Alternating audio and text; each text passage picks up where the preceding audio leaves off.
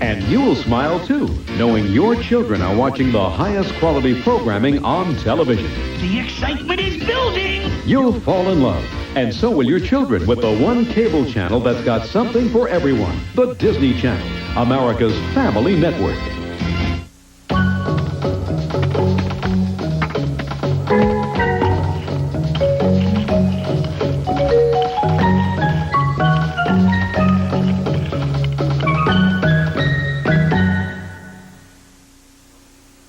The following presentation is closed caption for the hearing impaired.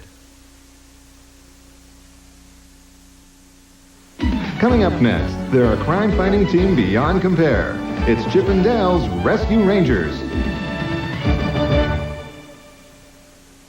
Tonight's a blast on Teen Win, Lose, or Draw with host Mark Price. More fun than the adults ever had. Join guest stars Christopher Barnes and Allison Smith, Freddie Kohler, and Teeny Others on Teen Win, Lose, or Draw, only on the Disney Channel.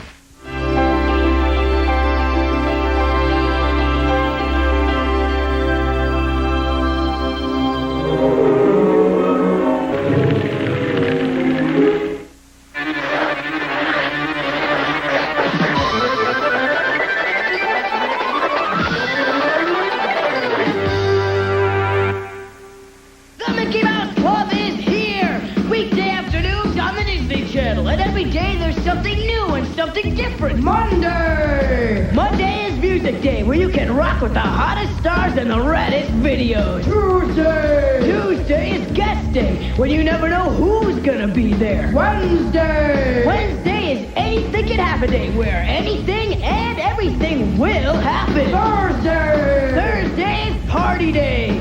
Need we say more? Friday is talent day, where kids all across America will be put into the Mickey Mouse Club Hall of Fame. Monday, Tuesday, Wednesday, Thursday, Friday. Any day and every day. The only place to be is the Mickey Mouse Club.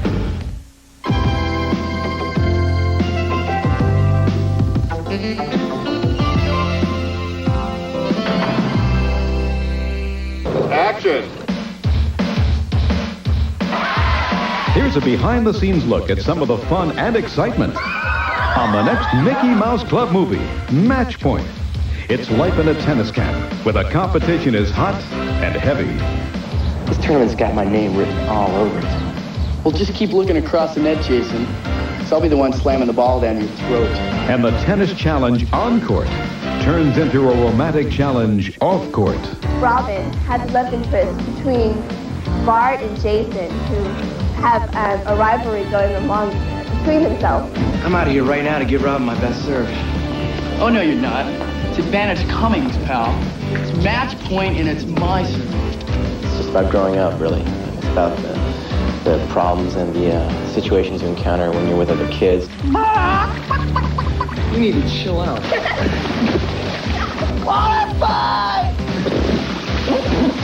It's all about learning about life and fulfilling your goals, and not necessarily winning or losing a tennis match. And sometimes it's just about having a good time.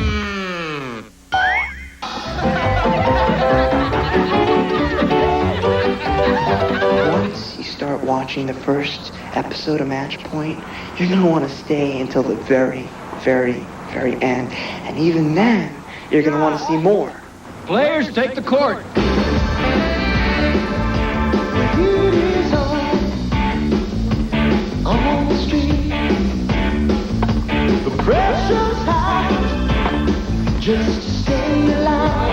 Every Monday, Wednesday, and Friday, a new episode is coming your way. Match Point on the Mickey Mouse Club movies.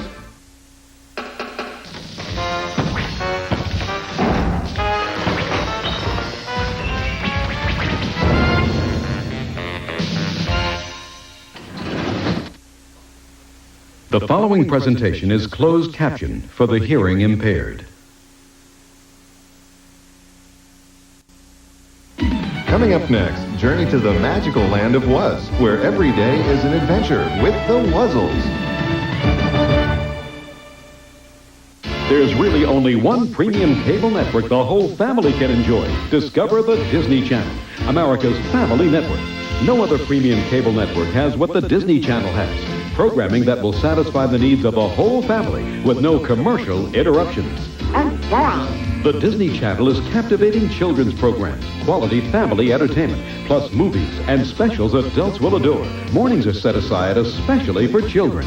Step right up to the front. Kids can greet the day the Disney way with enjoyable programs that entertain and educate. That's very interesting. It's wholesome, warm-hearted programming that will please parents and enchant young audiences. There's the fun and fitness of Mousercise. Y'all ready to mouse-er-cise?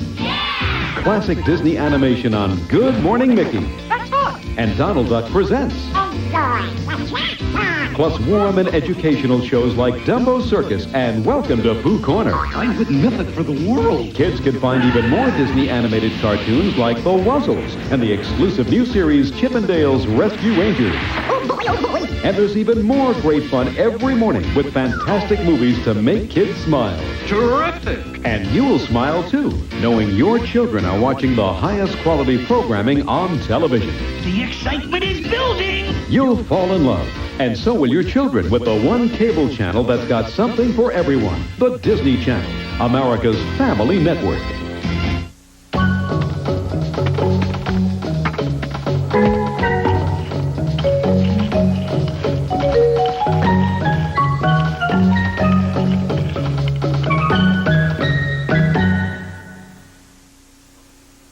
The following presentation is closed caption for the hearing impaired. Coming up next, they're a crime-fighting team beyond compare. It's Chip 'n Dale's Rescue Rangers. Tonight's a blast on Teen Win, Lose, or Draw with host Mark Price. More fun than the adults ever had. Join guest stars Christopher Barnes and Allison Smith, Freddie Kohler, and Teeny Evers on Teen Win, Lose, or Draw, only on the Disney Channel.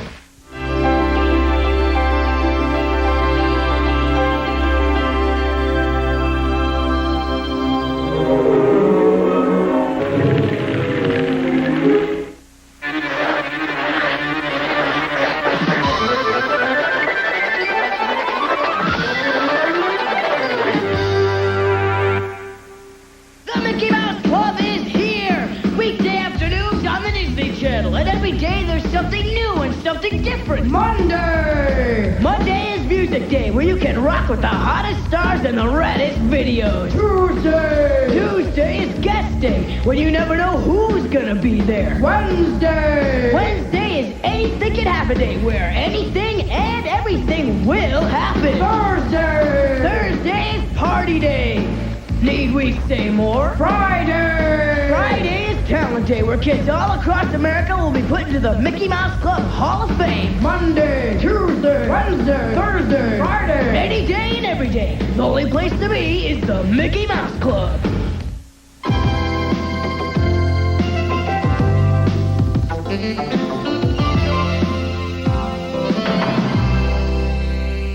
Action! Here's a behind-the-scenes look at some of the fun and excitement on the next Mickey Mouse Club movie, Match Point. It's life in a tennis camp, where the competition is hot and heavy. This tournament's got my name written all over it. Well, just keep looking across the net, Jason. So I'll be the one slamming the ball down your throat. And the tennis challenge on court turns into a romantic challenge off court. Robin has a love interest between Bart and Jason, who have a rivalry going along between themselves. I'm out of here right now to give Robin my best serve. Oh, no, you're not. It's advantage Cummings, pal. It's match point and it's my serve. It's just about growing up, really. It's about the problems and the situations you encounter when you're with other kids. You need to chill out.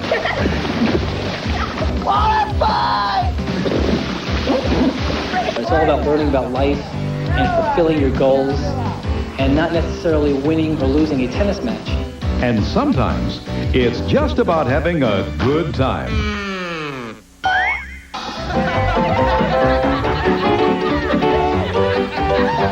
Once you start watching the first episode of Match Point, you're going to want to stay until the very, very, very end. And even then, you're going to want to see more.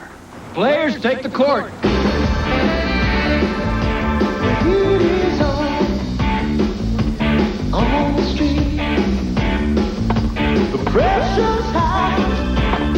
just stay alive. Every Monday, Wednesday, and Friday, a new episode is coming your way. Match Point on the Mickey Mouse Club Movies.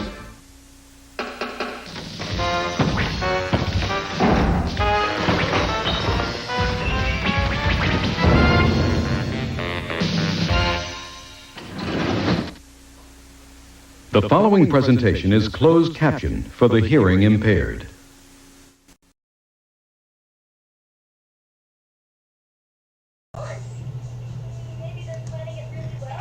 Okay, are we on? Hang on.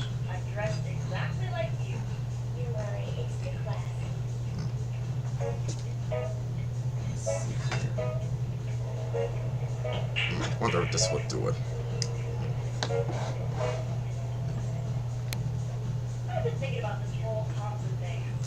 Alright, hey everybody. Yes, I'm finally here. Hey there, Norbert and Pussboo EP. And welcome, Moby Fan 12. It's always nice to see you. And oh yes, I hear Barry Humphries, who voiced Bruce the Sark from Finding Nemo. He passed away. I'm sorry to hear that. Rest in peace, Barry. And just as Finding Nemo is gonna approach its 20th anniversary. And Jason, yes, hey there, dude. And hey there, Vincent and Ethan and Zeke. See if there's anybody else. Starfy, always nice to see you too. And Alba 3000, Joshua VSSA, and Brendan Barney. Yes, welcome. Let's see. Yes, welcome to everybody who has arrived.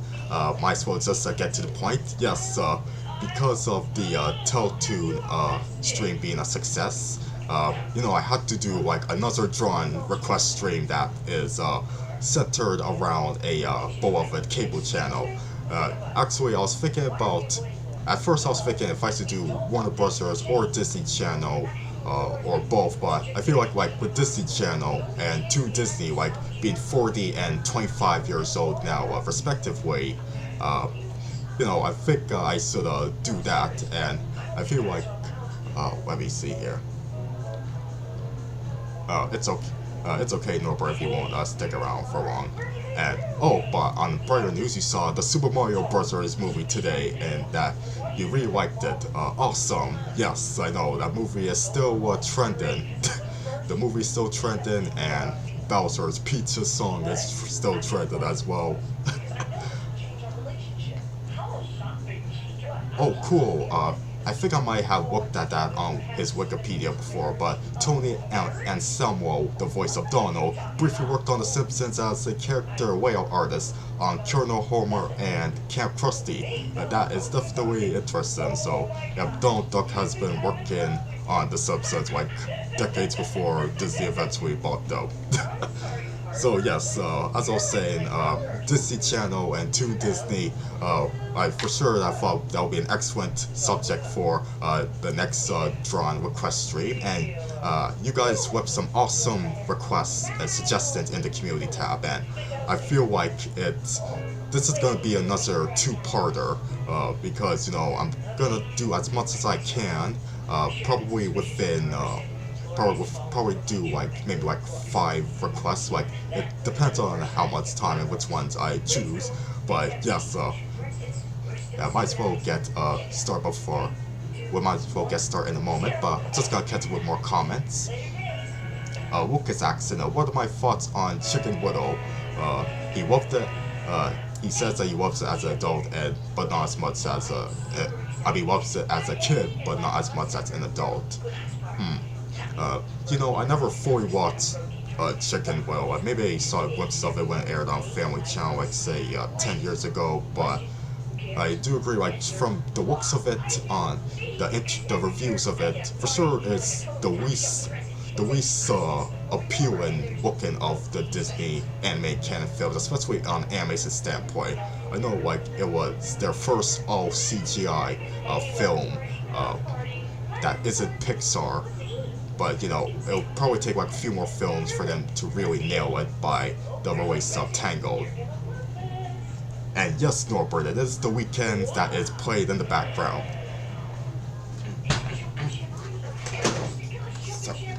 Yep, see? Remember, I got this from the Disney Movie Club. And speaking of, might as well mention... Hang on.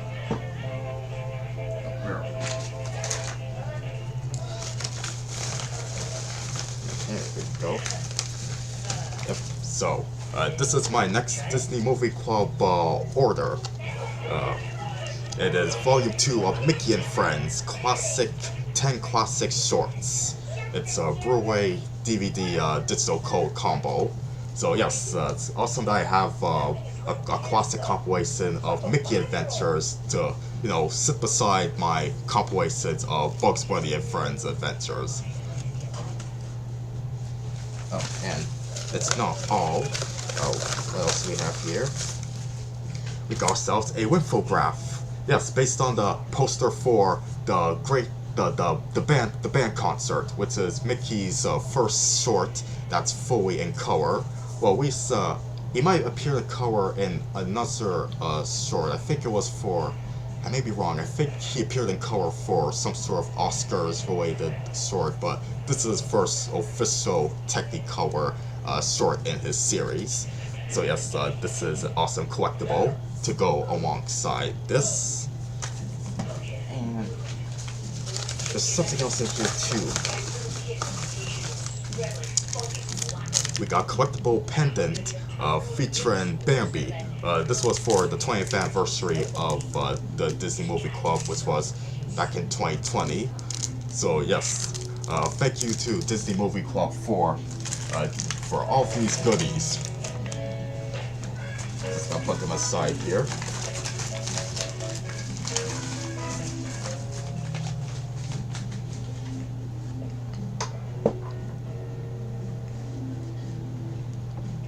Okay, and Moby Fan 12's mentioned, yes, Jamie Foxx, aka Joe Gardner on Soul, suffered a stroke recently, but he's recovered.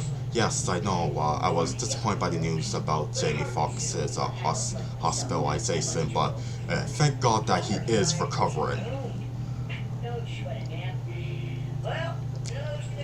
And yeah, he pretty much did have almost had a near-death experience similar to his character in Soul. And yes, Jason's saying technically it's a secret lab that animated Dinosaur, which was technically Disney's first CGI film that isn't Pixar, but the dinosaurs are CGI, but the live action backgrounds are combined in those CGI dinosaurs. Yes, Vince, I am starting to like the Disney Movie Club. Okay, so one more thing before we finally get to drawing. Let's see. Right next to me is another Funko Pop, and here we go. Yes, it's none other than Penny Proud from the Proud family, more specifically from the Proud family Wilder and Prouder.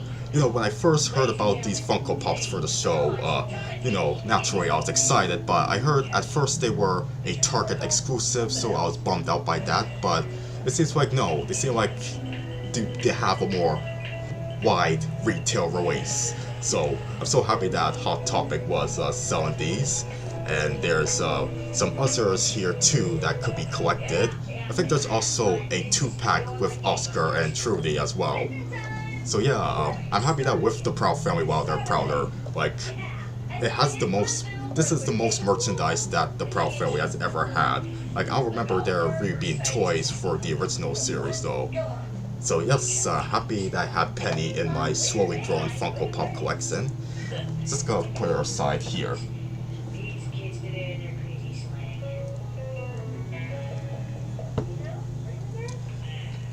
Yes, Brandon's saying that he hasn't seen much of Disney Channel shows aside from Kif. Yeah, that's a brand new cartoon created by some South African animators.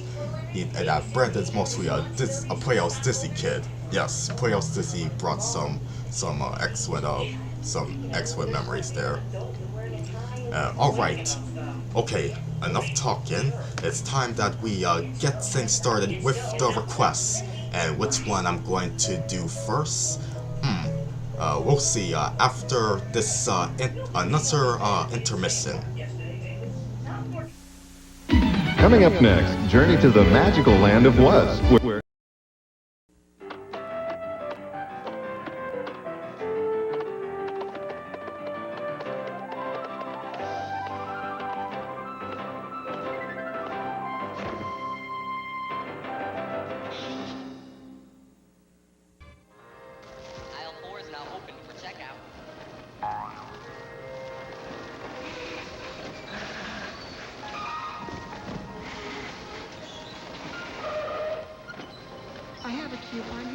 everything.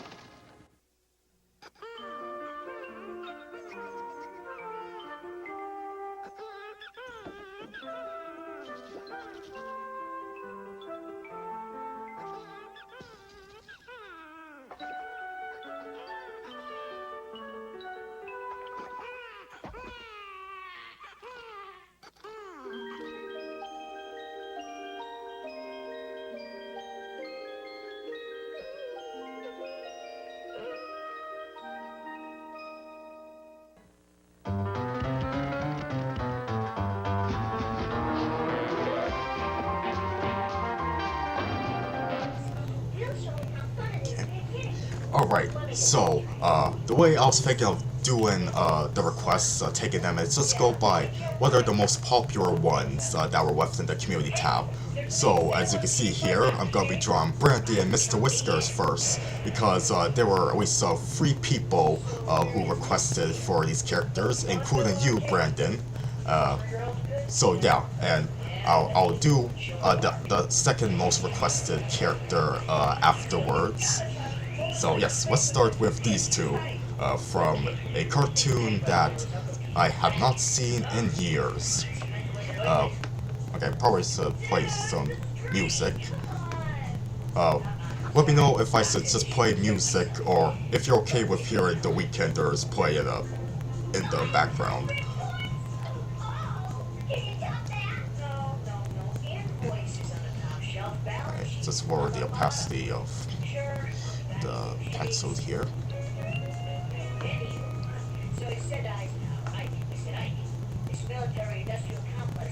Okay. Norbert's saying that he's planning on doing another Beaversons video soon. Cool. I wonder which episode it might be. Maybe give us a hint of which season of the Angry Beavers it'd be. If it'd be season 1 or season 2 or season 3.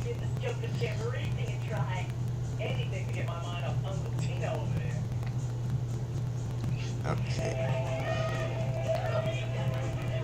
Alright. So, just gonna be having Brandy looking, just being her usual snobby self, like, just looking at Mr. Whiskers with annoyance. So, Brandy and Mr. Whiskers, much like Dave the Barbarian, which came out the same year, I believe, I remember watching it quite regularly when it aired on Family Channel, but after it stopped airing, I don't know, revisiting it was extremely rare. And it's not like I thought it was a bad show at all. I thought it was pretty good from the what little I do remember of it though. But just like with several other childhood cartoons that existed, I remember playing the games just as much as I enjoy playing. Just as much as I enjoy watching the show itself. My favorite is Jungle Egg Venture, the one where Mr. Whiskers has to collect all of the eggs from that were lost, that belonged to the mother crocodile. I was able to complete, from what I can remember, I think I was able to complete up to 3 levels of that one.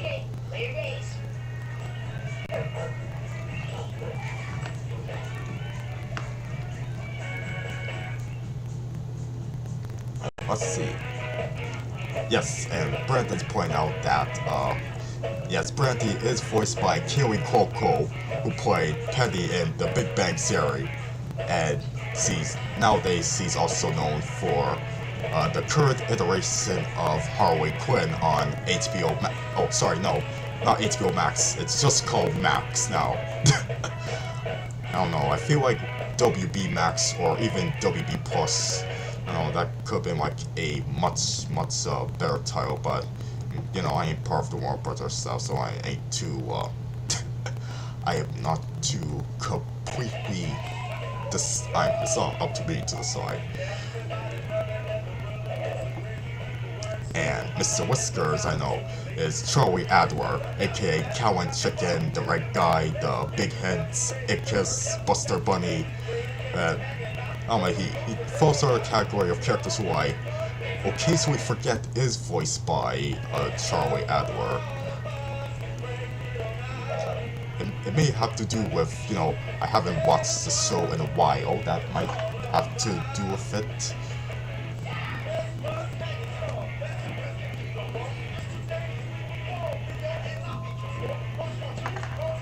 There we go.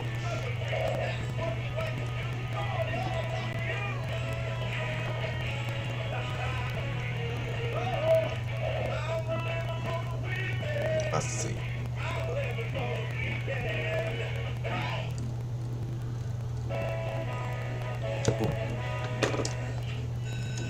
Dark. Just spill a bit of water on my tablet. Hang on a moment.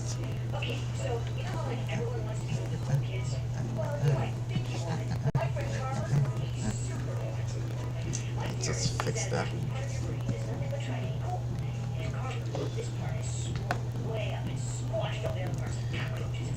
Let me see. No voice actor if I ever got a touch for a Canadian voice actors for an interview yet. No updates yet. And let's see. What is actually what are my thoughts on the Wuzzles? I never watched an episode of the Wuzzles though. I know that was the first Along with the Gummy Bears is Disney's first original television animation series. I never watched it. I do know what it's about though. It's about a combination of... It's about these cute animal creatures that are a combination of two species, like one that's half Hawaiian, half bumblebee, and half bunny, half hippo. So yeah, it's kind of like... It's like Care Bears mixed with Spliced. Yes, I know Splice wouldn't exist for another couple of decades, but you know what I mean. Well, I do remember that one cursed robot chicken sketch that showed how the Wuzzles came about.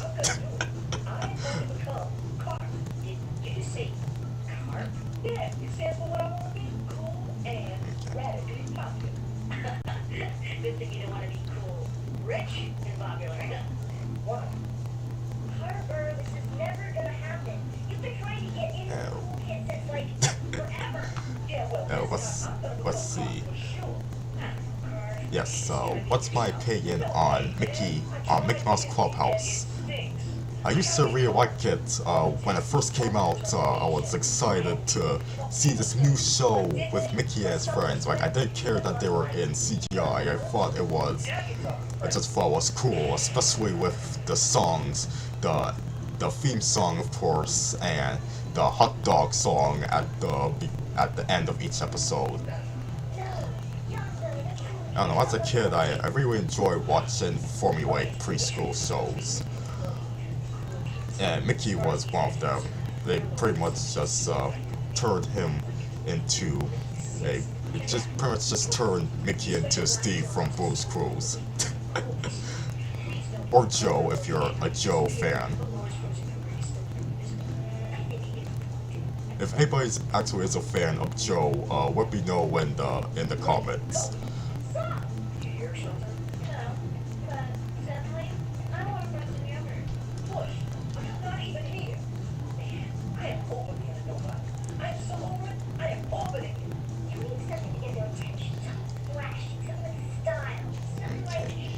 Let's see.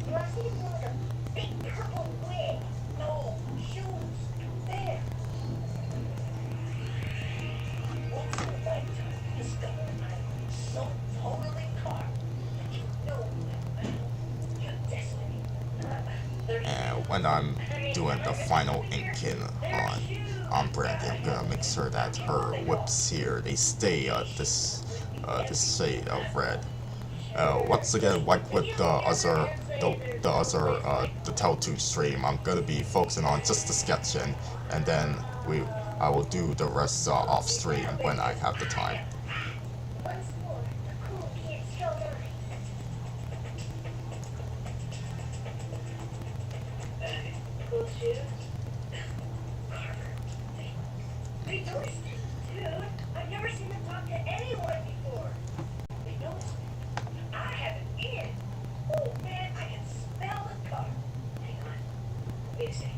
Let's see. Oh yeah, yes. Bear from Bear in Big Blue House. That's another good comparison, Jason, to how Mickey was in Mickey Mouse Clubhouse.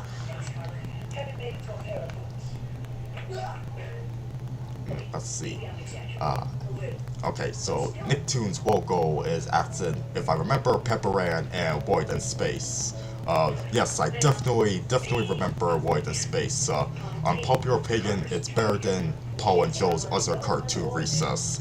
I don't know, just for it interests me more with this alien variant of, entering adolescence. I really like how they execute typical plot lines and what the characters, the voice acted, and the designs of the aliens. And as for Pepper Ann, I'm the least familiar with that show. I do know a decent amount of knowledge about it. I saw some episodes of it, but not everyone. The last time I saw it was the first few episodes on Disney Plus, and overall it's solid. It's no As Told by Ginger, which will come out a few years later, but it's a solid slice of life cartoon with a kick-ass theme song, and I like the character designs as well. I know it's Mr. Warburton from Kids Next Door who did it. And speaking of, I recommend going to Mr. Warburton's blog. He talks about a really interesting story about how he applied to be an artist on The Simpsons, and he was told to draw Bart, and his drawing of Bart, which worked off model, it ended up being in the section of the style guide in which it tells you how not to draw Bart. Even though it discouraged Mr. Warburton a bit, he still moved on. He moved on to he continued to build up his career, being a character designer on Pepper Ann, and then, he was a director and writer, I think, on Sheep in the Big City, and then he will have his hit show on Cartoon Network, codenamed Kids Next Door. And then, sticking to the topic of Disney, he would also do stuff, be involved with stuff like Fish Hooks and the 7D, and more recently, the Muppet Babies reboot. So yeah, I'm just moving Brandy's eyes to make it seem more like she's making eye contact with Mr. Whiskers, who I'm going to draw in just a moment.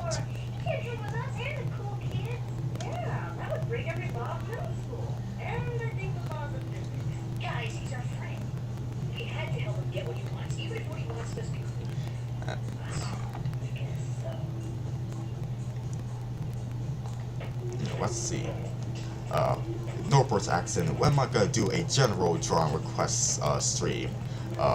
In other words, one where we request characters from any show, not just a specific channel.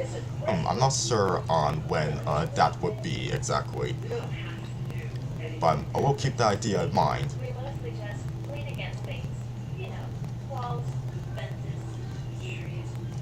Okay, any other comments I'm missing?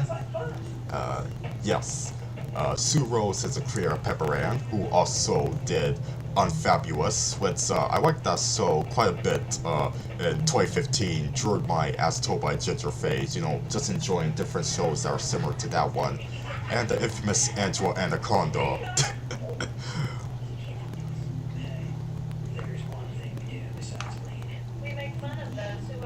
If I remember Buzz Lightyear of Star Command, I have not seen a full episode of that show yet, even though I should, being a huge Toy Story fan and all.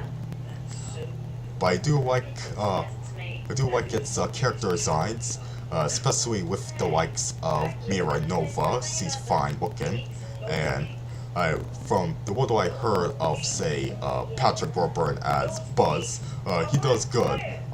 Certainly better than Chris Evans in the Lightyear movie, which I was kind of hoping it would be related to the Buzz Lightyear cartoon, but no, it's different continuity.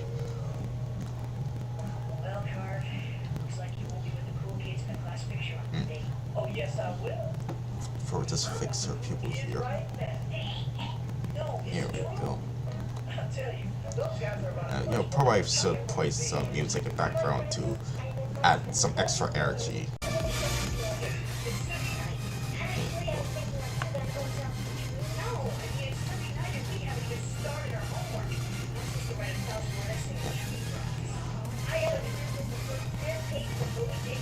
Okay, let's just hurry up with Brandy here. And again, anything that I need to clean up will be after the stream.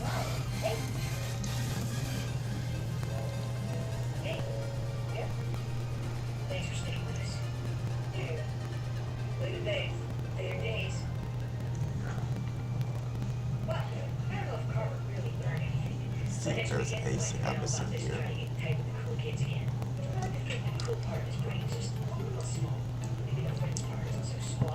Oh, and Bobby fans mentioned that another artist who did work on Simpsons, but their test was John Felton, who's from The Fairy Odd Parents and My Wife Has a Teenage Robot, and that he gave, and the reason is that it was weirdly drawn too. Interesting, John Felton happens to be following me back on Twitter. He has an awesome resume going on, and I like his Quatsky Chupo work, like for The Wild Strawberries. He will share some of his storyboards from that show. I remember asking if he did a test for As Told by Ginger, and he said no, because by then he had already left Quatsky Chupo and moved to Nick Lloyd Animation Studio itself.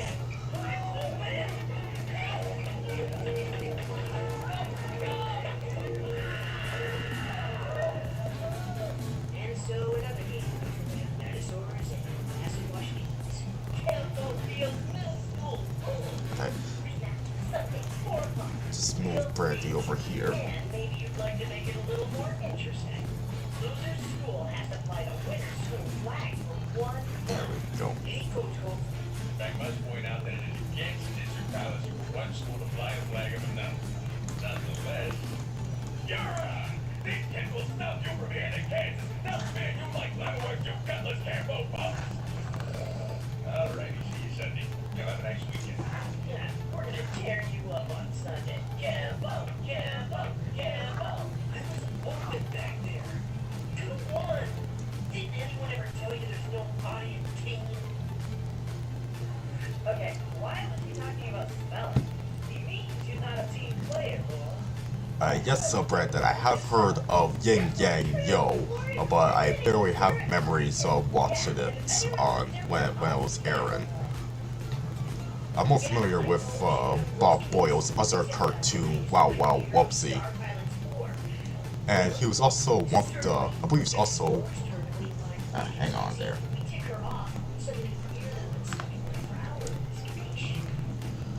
Oh, just give me a moment here. In fact, I'm gonna be putting it on, just gonna be putting it on the same clips.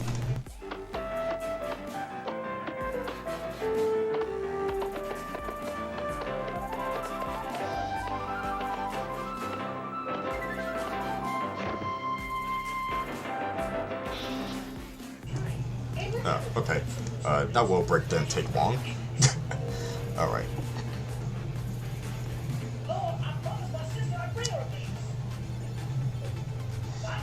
Okay, could be fixing you up here, Brandy. Right here.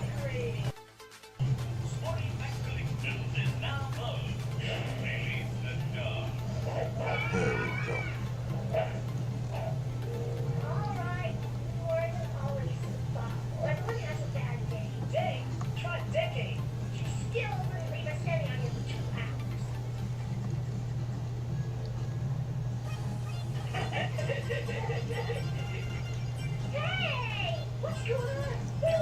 Anonymous brought a cup of hot chocolate for you, DJ. Ah, okay, so we got another cup of hot chocolate. Thank you, Anonymous. We have Bugs dancing here. Okay, we have Bugs and Mickey, you know, strutting their stuff. Hang on. Okay. Hang on. Am I on camera? Not yet. Hi, guys. Oh my God, it's so. Oh yes, I have to look over here. Okay. Yes. So let me see if you regulars, guys. Yes. Okay. Can they hear me? Yes. Okay. Hi guys. You know. Oh my God, I'm not on camera. Okay, yes, there I am. Okay. So hi guys. You know, it's Autism Month, and you know all of you beautiful souls who are on the spectrum. I just want to say to you guys, you know, you're all special in your own way. You're special individual, and having autism is a gift, okay? So whatever you're passionate about, you do your best and you continue striving, okay? That's all I want to say. And thank you guys for supporting DJ. Excellent. Thank you. I have lipstick, so I don't want to get them on there. Okay. Bye. Bye, folks.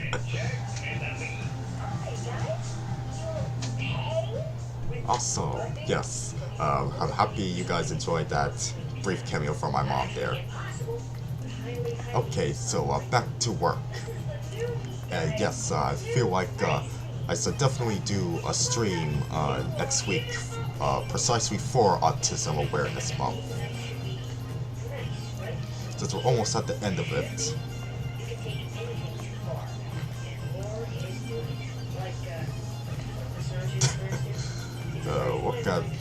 Look at Brandy's funky looking arms over here.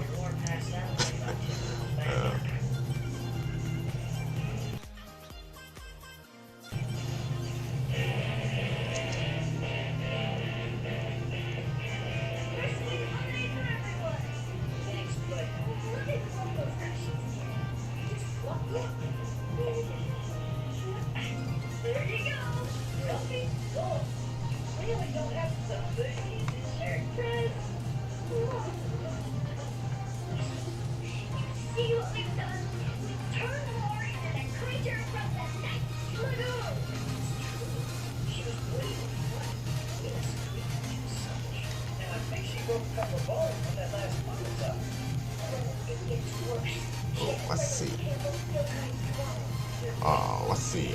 Yes. Zeke has mentioned about. Oh wait. First, I want to welcome Deidre. Barno is back to the stream. Yes. Yes, I did miss you. Okay, so we're still working on the first request, which is Brandy and Mr. Whiskers. I know you requested Bonkers D Bobcat. He may or may not be for this stream. Most likely this will be a two-parter, just like with the Teletoon one, because there's just that many great requests. But yes, thank you for joining.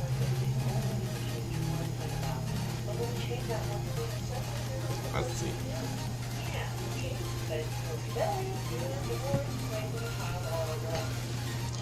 Oh, okay, so Jason's saying, if there is an Autism Acceptance Month live stream, if I could doodle the request for a Disney cartoon character, in case if I'm not planning to do it here. Yeah, you know what? I might as well save your request for that day, Jason.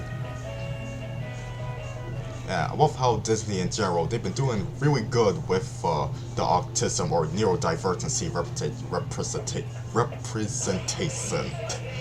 Of course, we have Marcy Wu in Amphibia. We have Wu's Nasuda from the Owl House, which recently ended. No spoilers for the series finale, please. And also, Bebe from the Proud Family has been confirmed to be autistic in the latest season of Wilder and Prouder. Absolutely admire what they did in that episode. But basically saying that even though you have autism, that doesn't mean that you can't, or doesn't mean that you can't be fearless. And I saw a clip on from The Ghost and Molly McGee with a character who also says that he's autistic. Don't understand the full context. I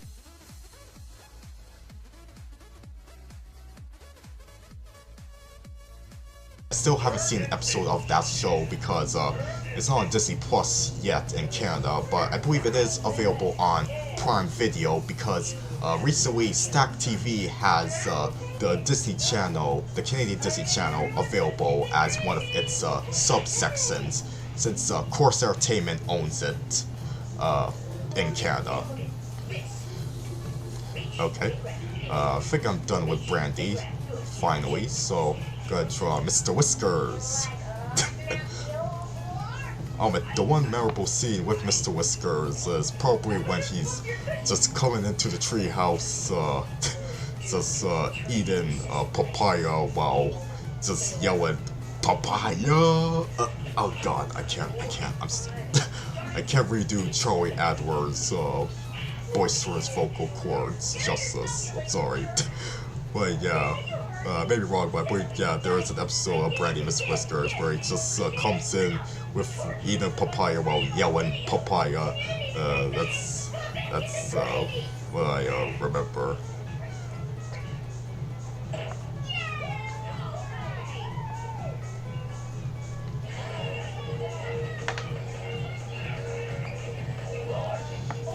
Okay. So Brandy and Mr. Whiskers are gonna be part of the same layer. So just gonna make him just a little bit smaller and distance him a little. Like so.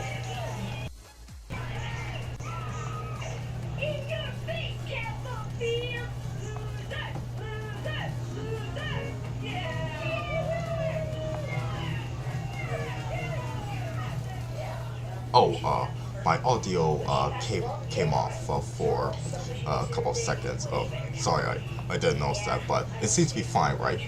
Just be sure, if there's anything wrong with the audio, like, please let me know, and if you can still hear me, you know, just press Y in the chat.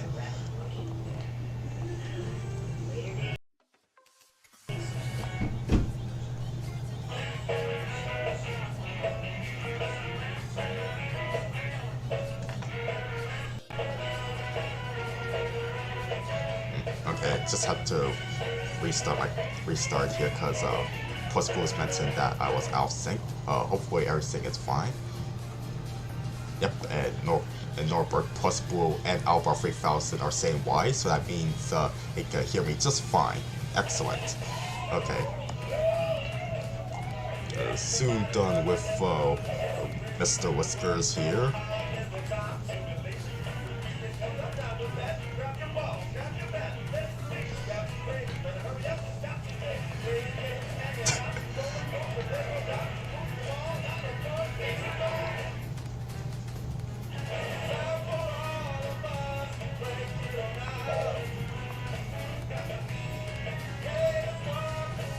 The show has really good character designs, like Mr. Whiskers here.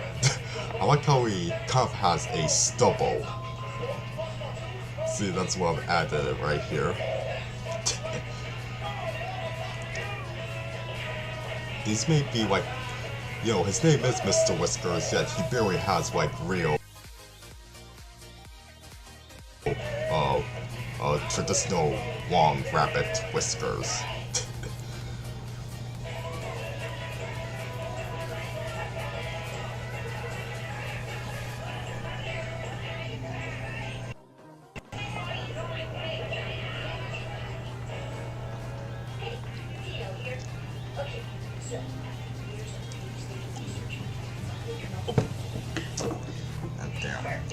Just spill my tap again.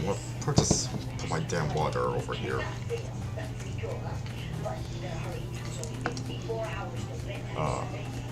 Alpha 3000 saying, who hasn't heard of Kyle Macy? Yes, Corey in the house. Oh my god, just remembered, for some reason, a lot of people were making memes about how Corey in the house is the best anime ever. I forgot what the exact origins behind that meme, but yes. Although Corey in the house, I don't think he'll be on Disney Plus anytime soon. Like, That's So Raven, the original show, it is available on there, and he's also on Fish Hooks as well. Like, that's on Disney Plus too, but Corey's own series, no, I don't think it'll be on there anytime soon because of some of the troubles that he's been into lately.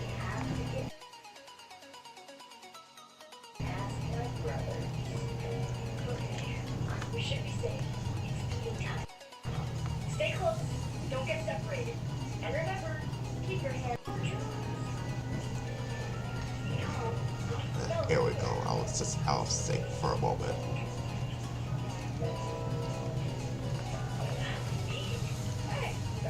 And yes, the Weekenders is still playing in the background, and I absolutely love Wayne Brady's theme song as you're playing out Albot.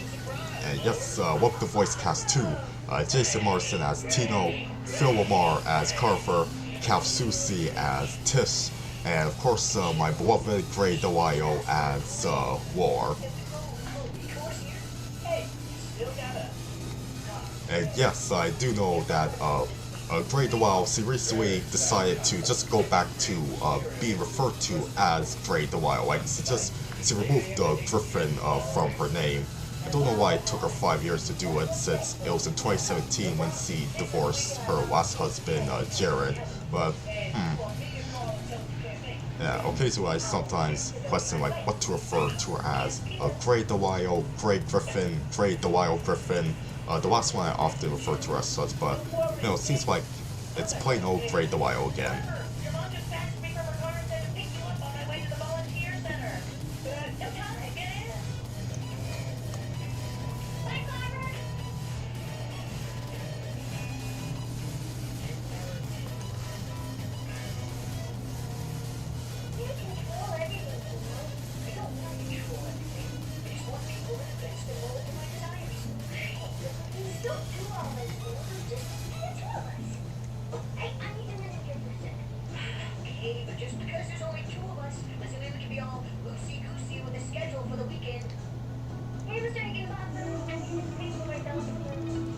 Okay, almost done with Mr. Whiskers here, then finally we can move on to the next request.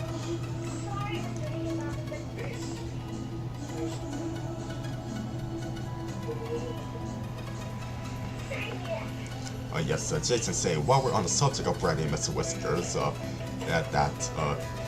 Jason's plan on restoring the show to its original widescreen aspect ratio with its original NTSC speed and audio. Yep, I've been seeing that in my subscription feed, Jason, and for sure I'll check it out. I know you've been doing it the same thing for Dave the Barbarian and House of Mouse too. Here we go. Oh, sure. In theory. Okay, I gotta go.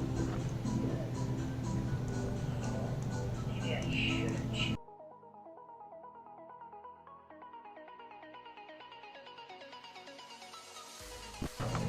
Yeah, I was gonna give you the chewing lecture, but I figured I'd let your son do it.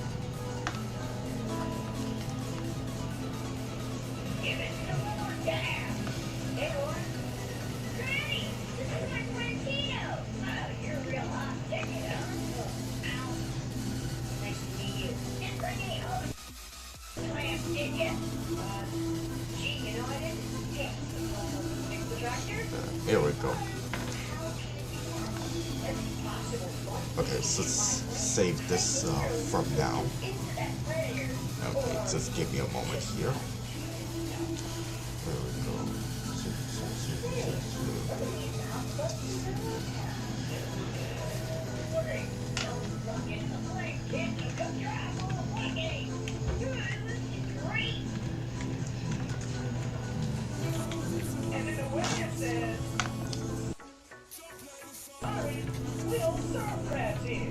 Alright, Disney Channel do a request. Okay, so pretty much done with Brandy and Mr. Whiskers from now. I clean them up later.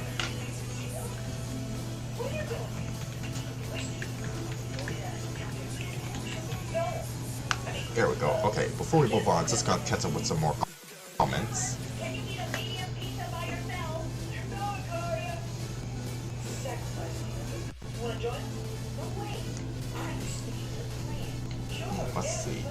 Let's see what else do we have here.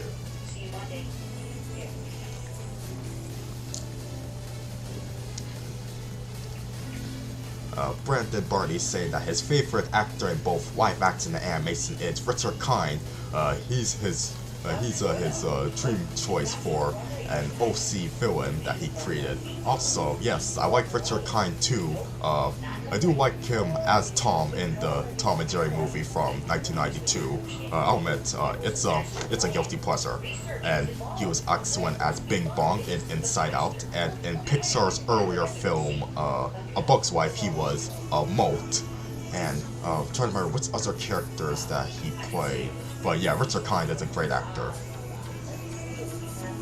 Okay, what else do we have here? Alba 3000 is asking, Grey the Wild or Tara Strong? Grey. No, don't need to think too hard about that.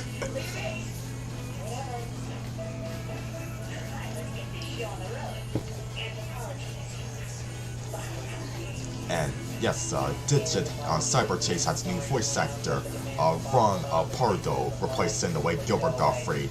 I'll have to hear how good Ron is taking on that iconic role. And Norbert's talking about how in this cartoon called Widow Dogs on the Prairie, Grey the Wild might have went under the pen name of Susan McFarland, and that Debbie Derryberry was credited as Dee Green. And yeah, I'll have to hear some confirmation on the both of them. But yeah, I saw the clip, Norbert, of the character who's believed to be voiced by Grey, and yep, it definitely sounds like her.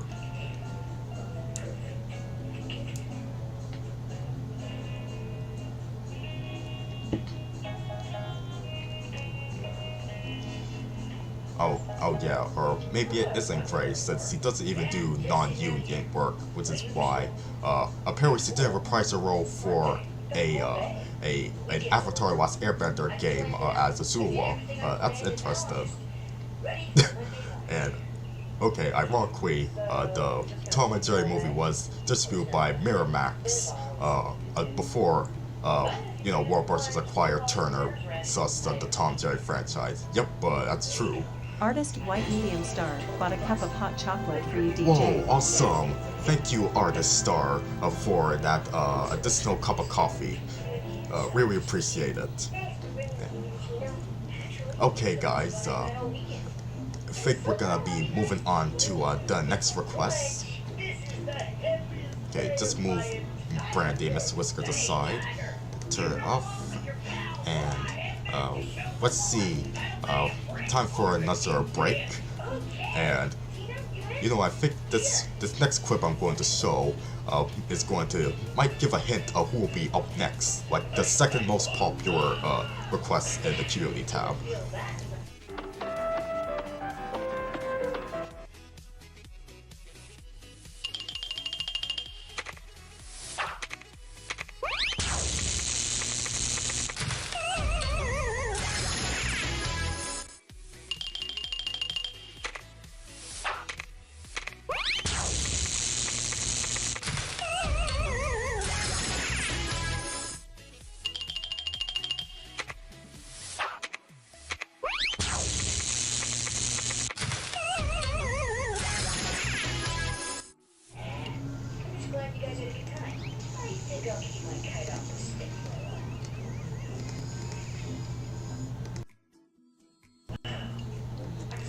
Yep, that's right, Perry the Platypus.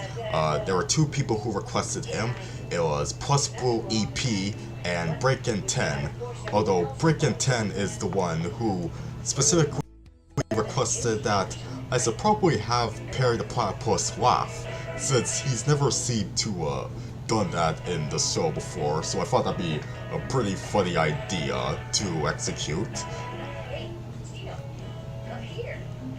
So yeah, that's what I'm gonna be doing. I'm gonna be having this pretty stoic looking platypus laugh for presumably the first time in his life.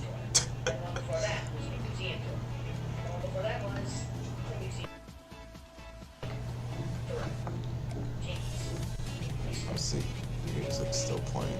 Yeah, it seems to be still playing. Okay.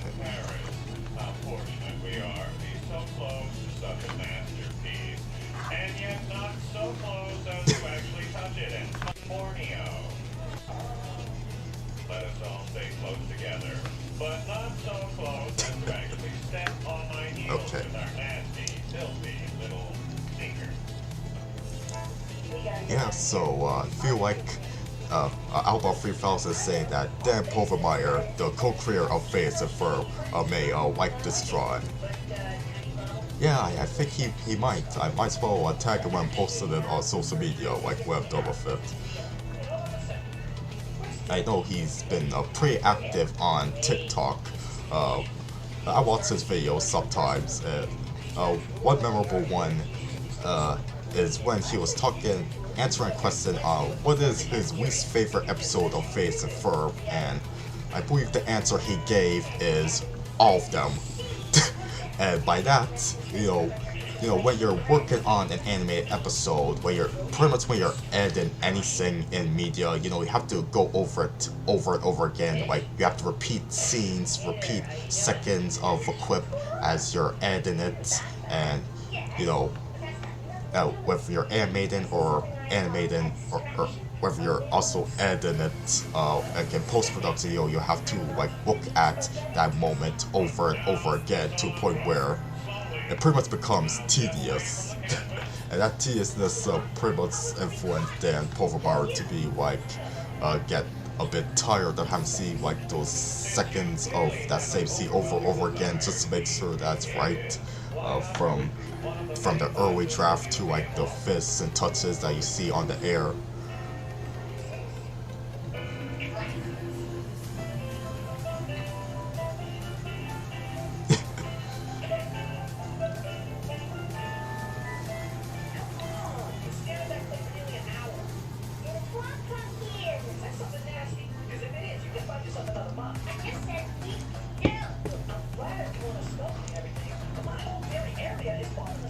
Yes, Brandon is saying, now Phase and Ferb, that's a show I remember watching. Yep, I enjoy watching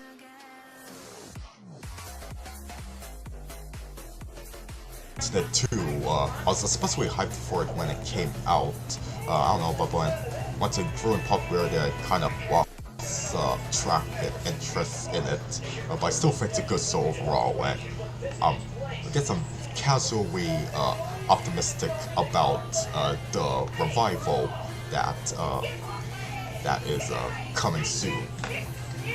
So yeah, Phase and Ferb was pretty much the Disney equivalent to Hanna-Barbera franchises like the Flintstones and Scooby-Doo, in which even though the original show is done, that doesn't mean the characters can't go away forever, and it doesn't mean the chance of a revival or some other spin-off sequel series, it could still happen even though the original show is done.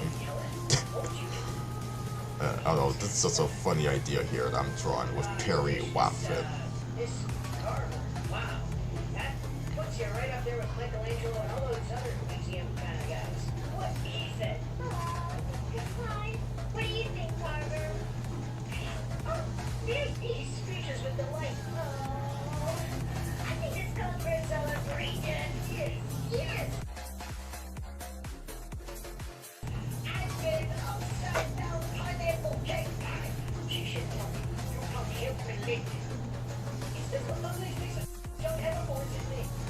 Oh, alright, stand back. I'll put this thing out of my business. No! What are you thinking, dude? That I must just live in a high rise. I mean, what if people see this thing? I'll make you look at it. It's true. Remember last year's arts and crafts fair? They showed that ugly painting of Chloe Montez, and she locked herself in the bathroom for a week. I know, they had to beat her ever so cheeks to a keyhole. Like, look, sure we don't like the thing. Carver, you know how sensitive artists are. You can't let tissue be a hater sculpture. Crush her. Okay. Well, pretend I like it. Why put sculpture on the line? Well, that is an excellent question. Tino, why don't you field this one, and then I'll take the next one. Thanks. Well, the truth is, we brought your sculpture out here so people can see it. It's a crime to keep it shut up indoors. It's true, Arthur. We like the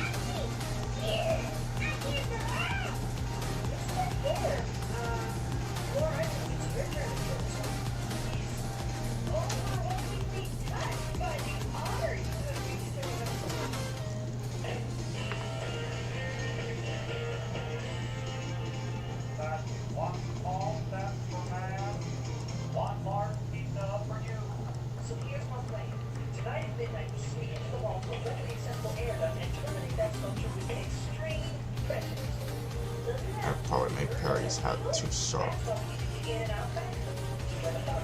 Just soften it a bit.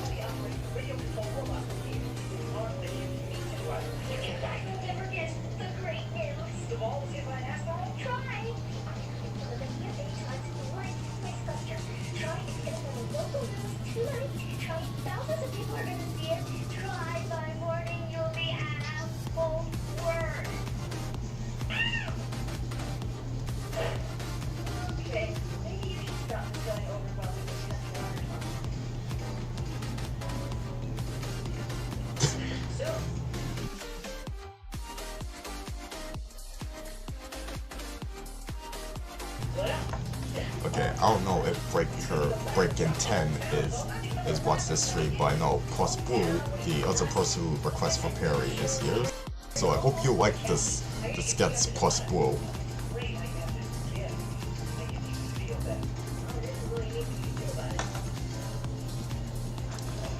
Okay, I'm done with Perry for now.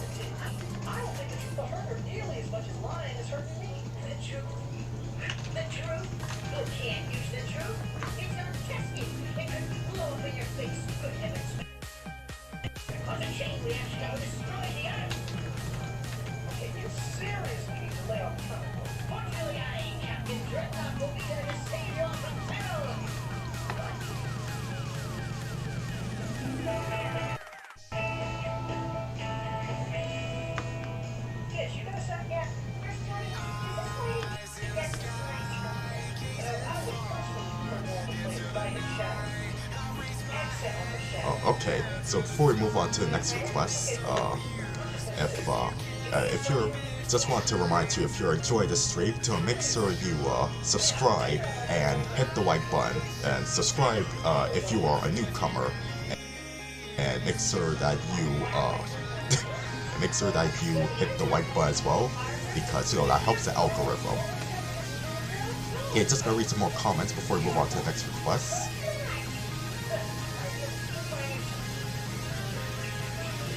And Norbert recommended that I do check out Road Dogs on the Prairie. That's actually one of the funniest cartoons ever. Yeah, I saw a little bit of it, Norbert, like when you're telling me about how Gray the Wild might be in it.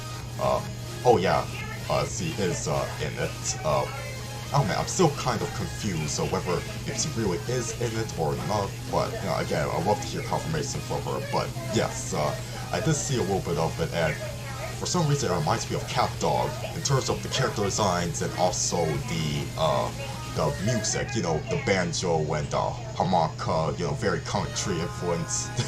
I don't know, like the big noses of some of the characters remind me of the big noses in the characters on Cat Dog, which recently turned 25 years old. I never acknowledged it really, but yes, happy, very belated 25th anniversary to one of my favorite Nicktoons. What's playing in the background? It's still the Weekenders.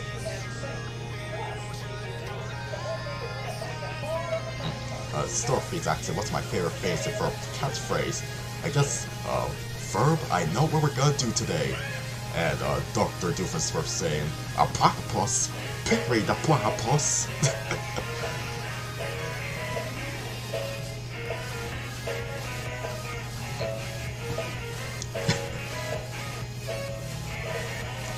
Let's see.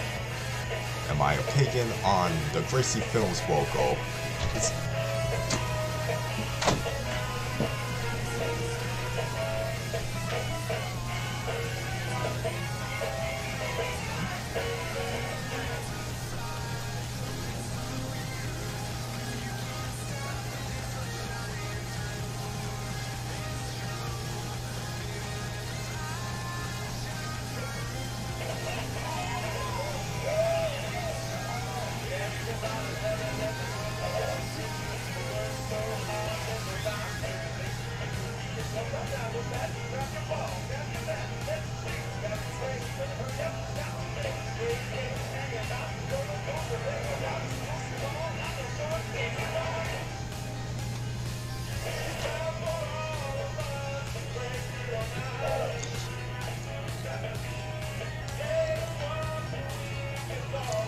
Okay, so what's episode of The Weekenders is playing right now? To be honest,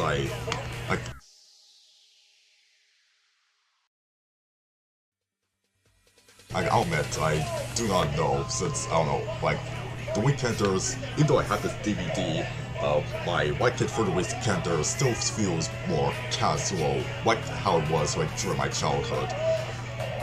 But I might as well still like complete the series by getting the second volume.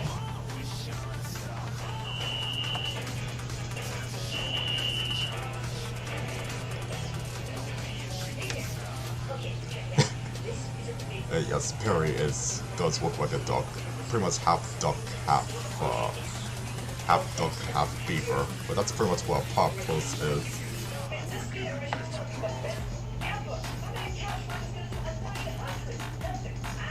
Let's see what else. Yes, and Wild Dogs on the Prairie was animated by Teletoon, one of the last cartoons that they did before they shut down. And also created by the same guys who did 321 Penguins. Yeah, I know, like, that's pretty much how I first heard about Teletoons, how I first heard about Wild Dogs on the Prairie, is that somebody requested that I remake the logo for Teletoons, and I checked out the upload for it, and it did have to be captured from Wild Dogs on the Prairie. It's a cute anime logo by, with this bear throwing the stars, like, spelling out the name of the company. I forgot who, it's Jeff something or another who animated it. Pretty much because I got that answer when the founder of Teletoons, John Mick, I can't remember his last name, sorry. But yes, the founder of Teletoons, he was actually in the chat for the one live stream of Joanna Davidovich, one of my favorite animators that I'm acquainted with, and she had to be acquainted with John since, she's a huge Animaniacs fan. And yeah, I was mentioning to John that I really like the Teletoons logo, and he said, yeah.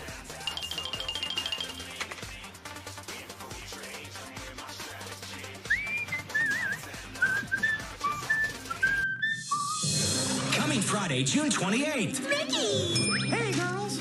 Care for a picnic? Join in on all the high-flying, acrobatic, unpredictable adventures with Mickey Mouse, Donald Duck, Minnie, and the gang.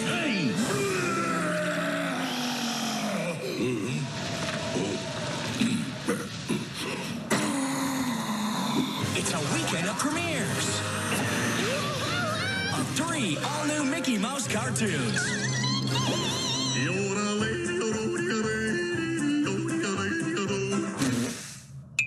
Starts Friday, June 28th at 8:30, 7:30 Central on Disney Channel.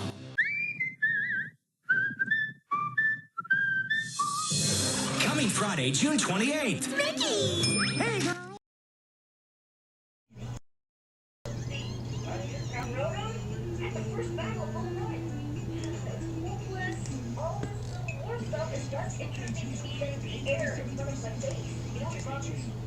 No self-confidence. I want you to repeat after me. I am wise like an owl. I am clever like a fox. I am out like a light. Yep, that's right. It's the one and only Mickey Mouse, this was requested by Vincent, who was like, you can't do a Disney request stream without drawing the main man himself, the main double M. And I was like, I wonder if I should choose between his House of Mouse version or the one from the Paul Ruddis shorts, and I feel like going with the Paul Ruddis design. Even though I technically like House of Mouse more, I like, I just feel like this guy over here, this version of Mickey, you have to admire how expressive he is.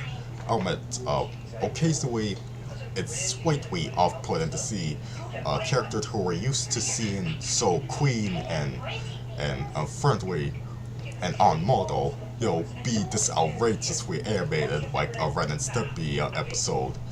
But it grew on me, this crazy style of Mickey, and for those who don't really care about how Mickey is treated as the safe mascot, you know, and you know, just this do-gooder, especially compared to Donald. You know, it's like a breath of fresh air. I really do like these sorts.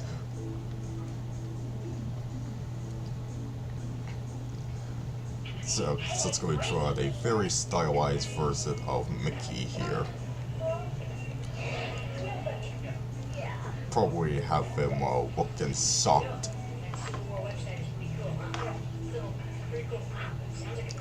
Oh, Kristen is here. Yes, welcome, Kristen. And yes, it's Paul Rudis' name is pronounced Rudis, not Rudis. Oh wait, Jason's saying that I can't hear my voice. If anybody else could hear me, please let me know by pressing Y in the chat.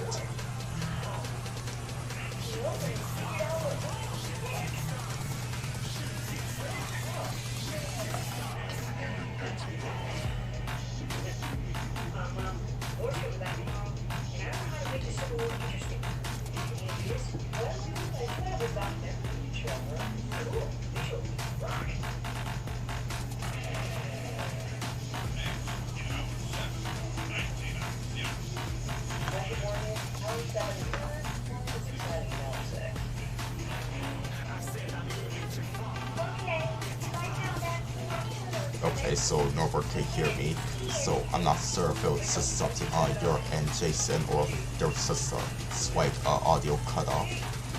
But everything seems to be fine for now.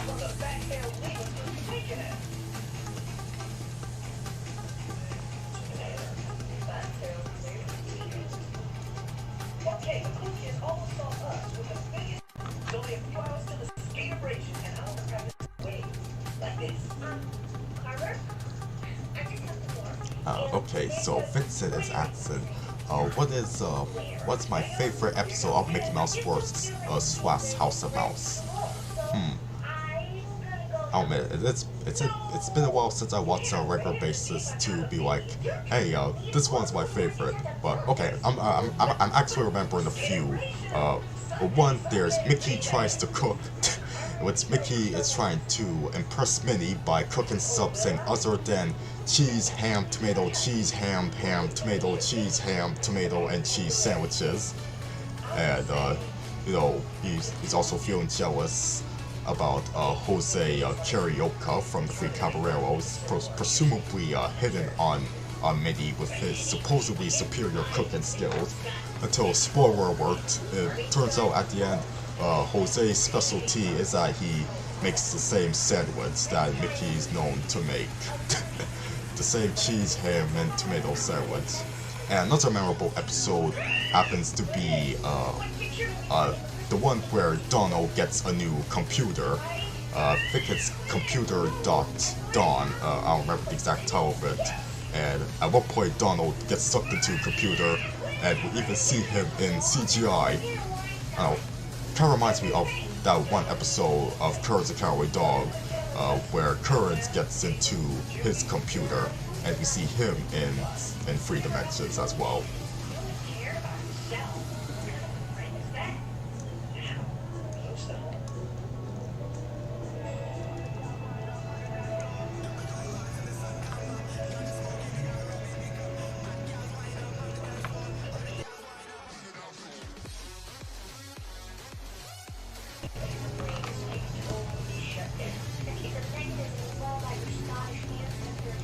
Okay, Norbert, take care of yourself, and good luck on your videos.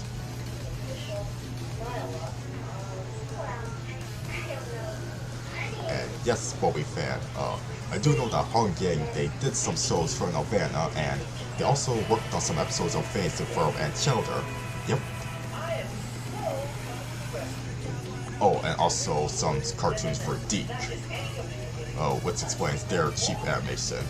Well, you know, the C in Deke does stand for cheap. Well, unless you want to look at it informally.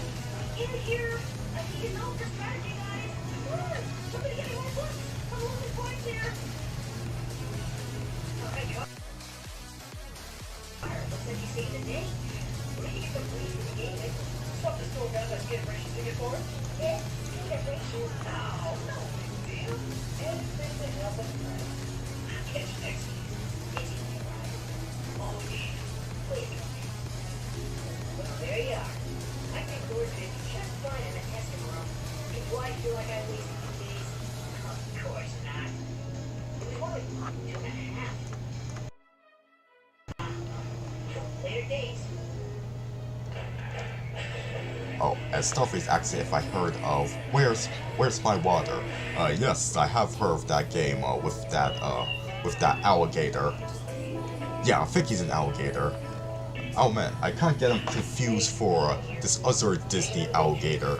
There's a show on Playhouse Disney, a short series called Can You Teach My Alligator Manners? If anybody remembers that.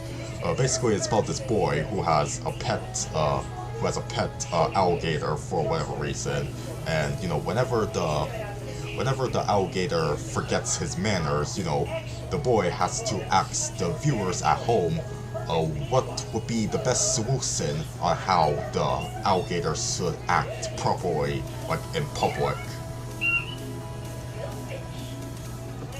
And those are just one of several of those short interstitial programs on Playhouse Disney that I remember watching as a kid.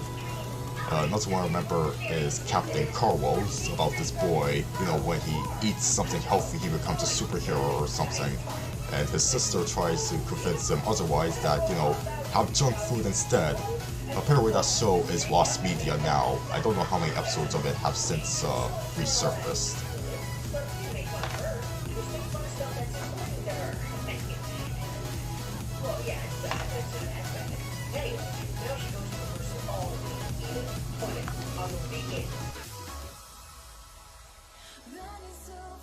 Crazy? I think so.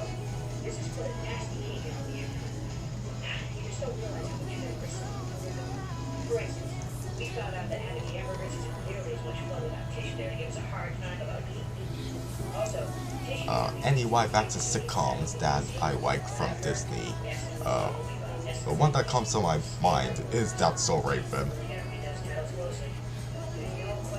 Not a frequent viewer of it overall, but I love its theme song, I love the performances by Raven, and also can't forget about Corey. I mean, why else did he get his own anime, Corey in the House?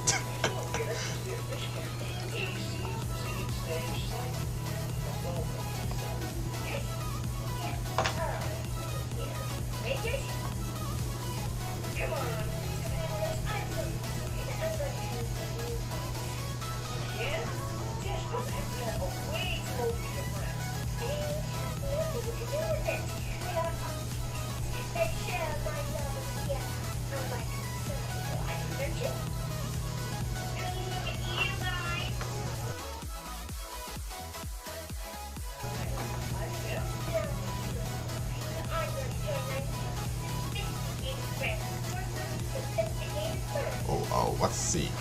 Okay, so going back to K Teach My Alligator Manners, Jason said, funny, I used to think the alligators from K Teach My Alligator Manners and Where's My Bar were same as well. Yes, exactly. Oh, and Al the alligator happens to be voiced by Rob Paulson. Excellent. Yes. I didn't know that, but I do know that he was also in another Playhouse Disney interstitial series called Tasty Time with Defunct, about the chef dog and his bird assistant, you know, making simple recipes for the kids at home to follow along to. And there's this cat voiced by Mark Hamill who pretty much interrupt the cooking lessons, probably to just sneak some food without being asked for it.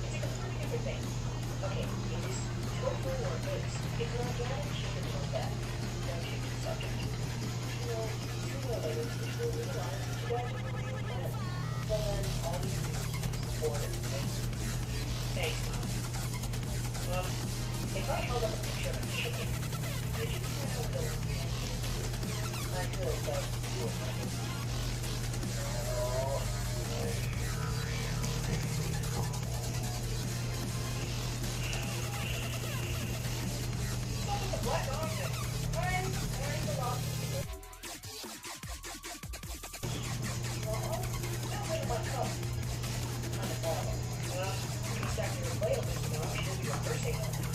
Yeah, but what if she does another one?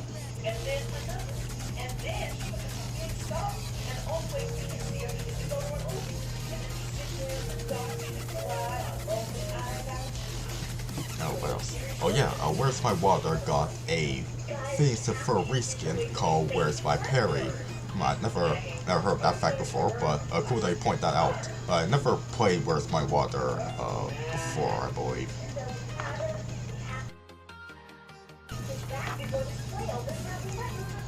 What else are we missing here? Yes, I do know that, funnily enough, Disney actually owned Deke briefly in 1995 before 2000. Although they still aired, Toon Disney still aired Madeline and Sabrina the Anime series despite the sellout. Yep. And I got one request for a character from Sabrina the Anime series.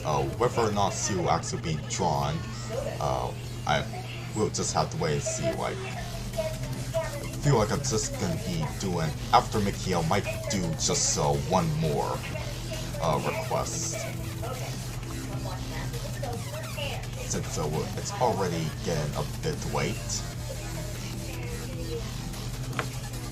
And how far away into this? Yep, we're almost an hour and a half into the stream. So yeah, keep this under 2 hours. We're gonna do one more request. Again, this is most likely gonna be a two-parter.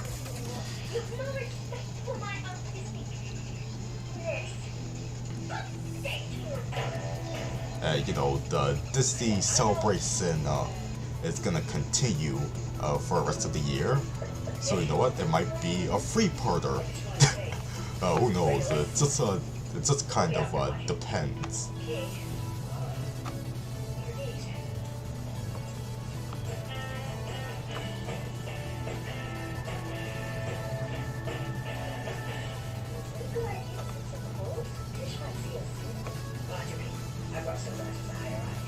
No. Probably won't add eyebrows to Mickey. Like, Mickey looks better without eyebrows. Like, remember in his waiter shorts in the 50s, they gave him eyebrows, and they gave him a shirt as well. Not just the shorts, but also a shirt. That's why, you know, those were, like, darker times for a character. Like, before he had more of a resurgence. I know he had the Mickey Mouse Club on TV, but I'd say the beginning of Mickey's renaissance would be with Mickey's Christmas Carol, which would be 40 years old this year. Fortunately, its director, Bernie Mattson, is around to celebrate that anniversary.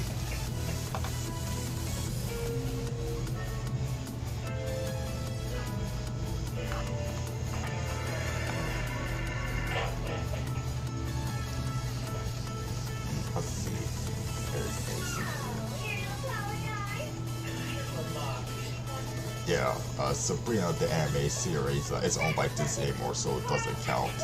Oh yeah, I do remember in the community tab, like, you know, it could still be acceptable.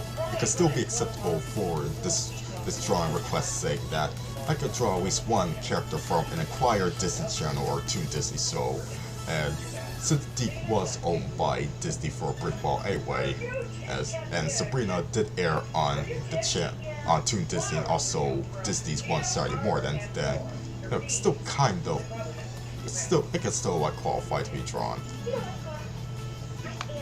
But the bigger emphasis, of course, is on the actual Disney cartoons.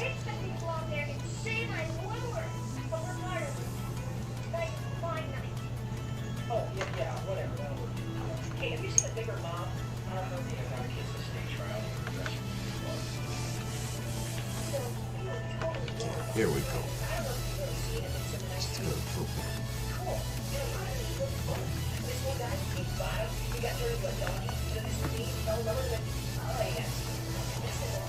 Alright, before we go to the last request for this stream, just gonna catch up with more comments.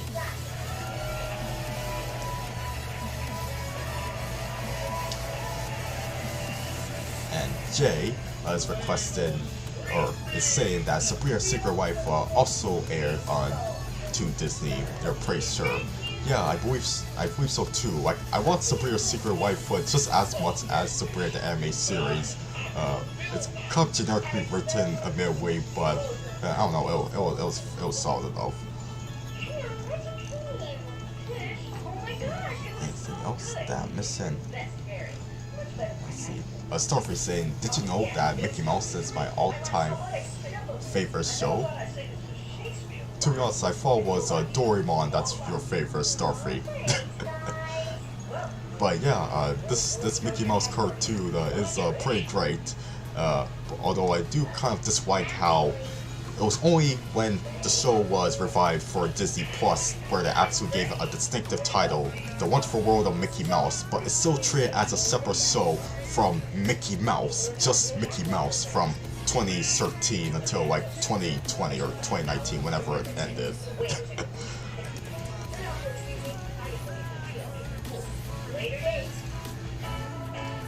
Oh yes, Moby Fan is clarifying. It's John McClenahan, the founder of Startoons. Yeah, John McClenahan. Yes, thank you.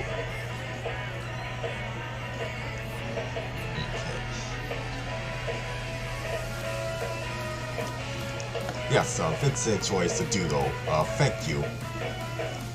Oh, and Kristen saying, the Mario movie is the closest thing we get to a Guardians of the Galaxy a Robo crossover, since Chris Pratt voices Mario and Kevin Michael Richardson voices Kamek. Yeah, I remember you say that in the Q&A tab, Kristen. And Kevin Michael Richardson is definitely one of the best actors in the movie, especially since he is, you know, an actual voice actor.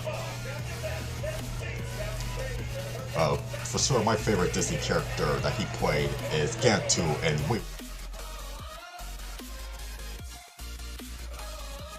Welcome to Toon Disney, the all-Toon channel built from the best Disney tunes. At Toon Disney, you'll get amazing Toon movies, terrifying Toon villains, powerful Toon princesses, and tough Toon heroes. We're going after them. No one else has this many Disney tunes all in one place every day. Wow. And if you don't have Toon Disney, have your mom or dad call your local cable operator or satellite provider and ask for Toon Disney today. Toon Disney, built from the best tunes. Welcome to Toon Disney, the all-Toon channel built from the best Disney tunes. At Toon Disney, you'll get amazing Toon movies, terrifying Toon villains, powerful Toon princesses, and tough Toon heroes. We're going after them. No one else has this many Disney tunes all in one place every day.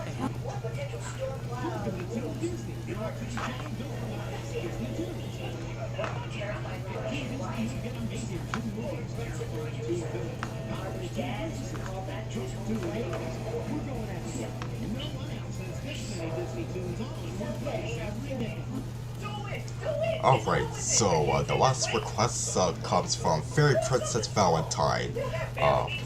She actually requested more than one character in her comment. She said that I draw either the girls from Witch, if anybody remembers that show, Seagull from Kim Possible, Mabel Pines from Gravity Falls, Isabella from Phase the Ferb, or Maggie Petsky from The Buzz on Maggie. And I feel like I'm gonna go with Maggie. I mean, I probably really wanted to draw Seagull, but, you know, since it's already getting a bit way, just draw a more simpler character, which is this cute fly girl who wants to be a rock star.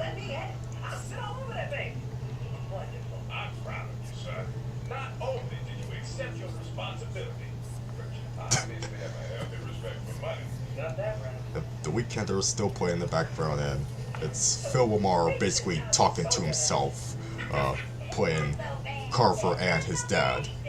Actually, I love how there's only two actors voicing Carver as family. There's Phil Lamar and Chris Summer. Of course, obviously, legendary talents. But it's just funny how it's only like those two people having to voice this one family. Of course, who am I to complain about that? Like, Seth MacFarlane voices half of the Griffin family, so... a schedule, so you will each work a 3-hour shift and have plenty of time left for fun. Yes, Kristen sang the theme song. I'm strange and I like it, and that's the way I am. Yeah, when I think about the Buzz Up Maggie, I'm pretty sure it was unintentional, but I feel like it might be agreed to sort of compete with Hi Hi Puffy Abby Yubi on Cartoon Network. That's what I'm realizing, since Maggie, she kind of reminds me of, she's basically a fly version of Yumi from Hi Hi Puffy Abby Yubi. Although unlike Hi Hi Puffy Abby Yubi, which I yet to see a full episode of, I actually did watch the Buzz on Maggie here. My memories of it aren't really clear either. Like, again, another case where I remember the games more than the show. But I kind of liked it from what I saw of it on Family years ago.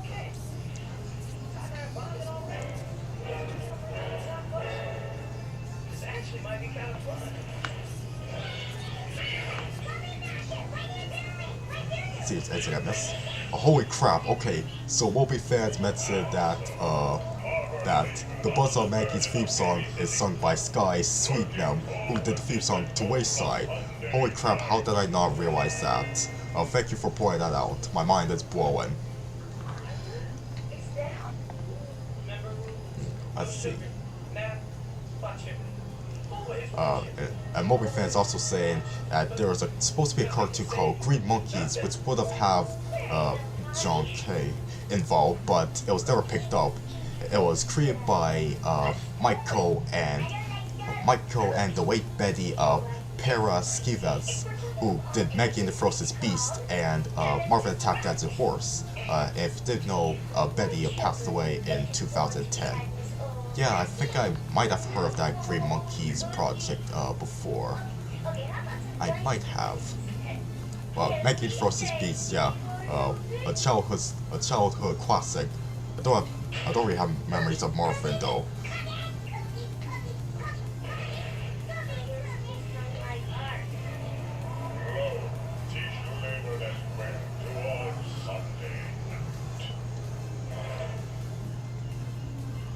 What happened? He does like art. I guess I put his creativity. Hey, God. No. Thanks to me, he'll grow up as well. And thanks to him, Oh yeah, Jason say that the next transition clip that you cut to the next transition clip before you finish off my thoughts. Oh wait, I did? might as well take you out to wreck the yard. Man, I am not feeling attentive at this moment, I'm sorry.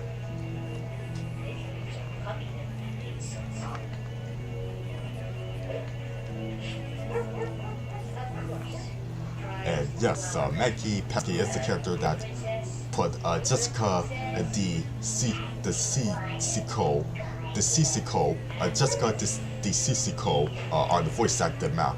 Yeah, I do know this one for first voice acted roles, alongside the girl the CGI girl, I forgot her name, but she was the host of Magoozy on Cartoon Network. And Jessica will also become the voice of Moena, I believe that's her name, the girl from The Emperor's New School. But nowadays I feel like she's most popular for voicing Wind Wild Jr. and Lucy Wild on The Wild House. That's why I best remember her for too. Okay, just add her freckles here.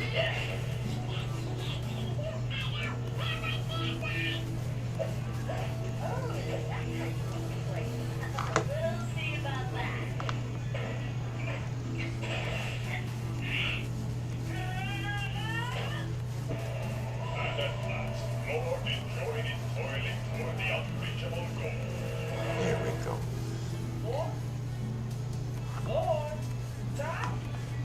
Anybody? This is not a child. This is a 10 on the Richter scale. Oh, I see. And Moby fans say that the creator of the Buzz on Maggie, Dave Opolsky, is also a writer on My Will Point Frenchman's Magic. Cool for pointing that out. I know that another notable name in animation who worked on this show is Dave Watson, the creator of Time Squad on Cartoon Network, and more recently the showrunner of the Cuphead show. And more relevant to the subject of Disney, he helped develop Star vs. the Force of Evil, and he directed on he directed on the 2013 Mickey Mouse cartoons as well.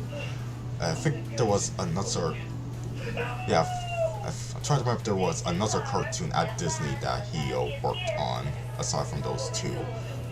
That was even worse. I came back in the kitchen and Todd was making a lemonade and cucumber pie for the dog. Now, was this before or after Todd made the underpants for him? Before? No, after. Oh, I don't remember. The whole thing's a blur. It's gonna happen all over again today. Well, if you ask me, it sounds like Todd's too big a job for one person. Maybe if all four of you stuck together with all like these oil-free charred pancakes, no chocolate. If you worked as a team, you might just be able to handle this kid. That would mean all of us giving up our whole Sunday and possibly surviving till Monday. Something playing from the background. I don't know the name of the episode, but yeah, it's an episode where the episode of the Weekenders where they have to babysit Carver's widow brother. And this is what I meant about the Weekenders. I wonder if any of you are fans of Tino's mom for how down to earth she is, giving Tino some good advice. And she's pretty much similar to as Fat Way on as told by Ginger in her role as being that grounded figure who acts like this metaphorical glue stick that sticks things together, just to fix the problem.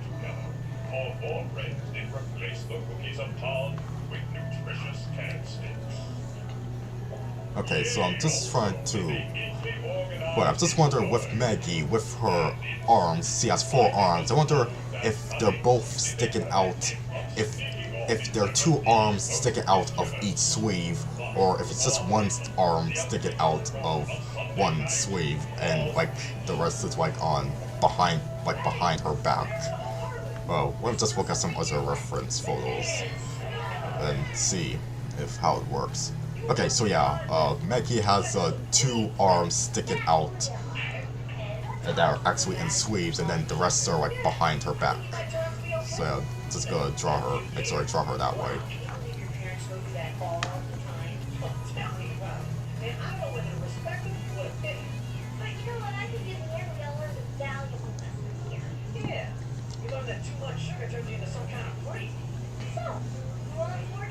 Let's see. And Christensen, I guess the creators of the Buzz on Maggie are fans of A Bug's Life. Probably.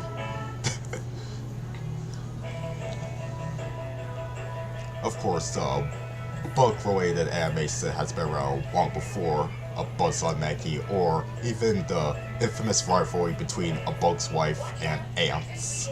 Of course, we had stuff like the Max Fleischer cartoon that had the ants, and it was part of the Color Classic series, and they will also do the movie Mr. Bug Goes to Town. And Klasky Csupo had a show called Santo Bugito, which was one of 2 cartoons from Klasky Csupo, once you also count The Simpsons, that reran on Teletoon, the other one being Duckman. I never watched Santo Bugito before. I just pretty much just heard of it. I assume it's a good show.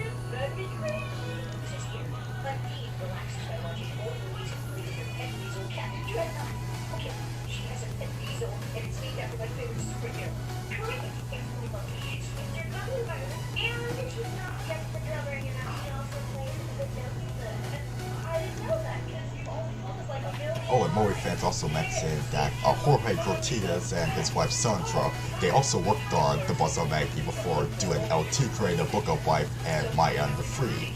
And Jorge also wrote an episode of Brandy and Mr. Whiskers. That is interesting. Yeah, I also remember, I believe at the same time, Jorge he did have a pilot for Disney that he was working on, but I cannot remember. I think it's called Carmen Gets Expelled. I think that's the name of Jorge's pilot for Disney. That didn't went anywhere, sadly.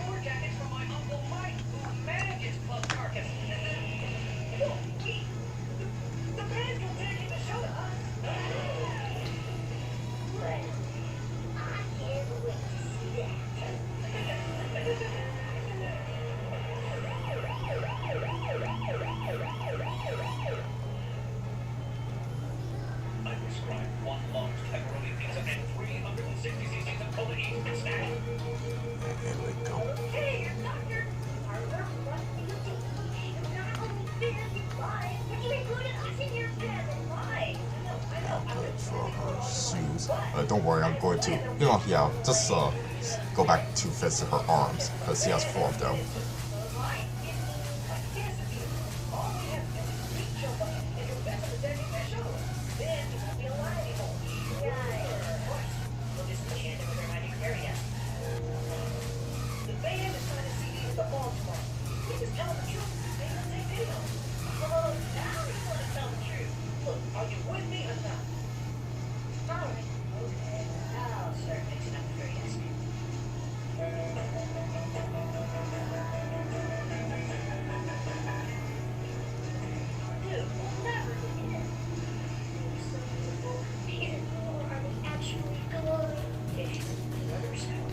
Nice big star on her shirt here.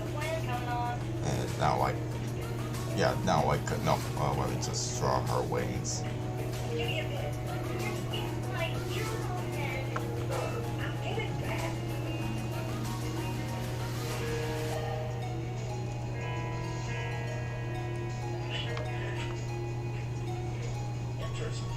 Hey, listen to this. Suffused elephant quad wins is exasperating.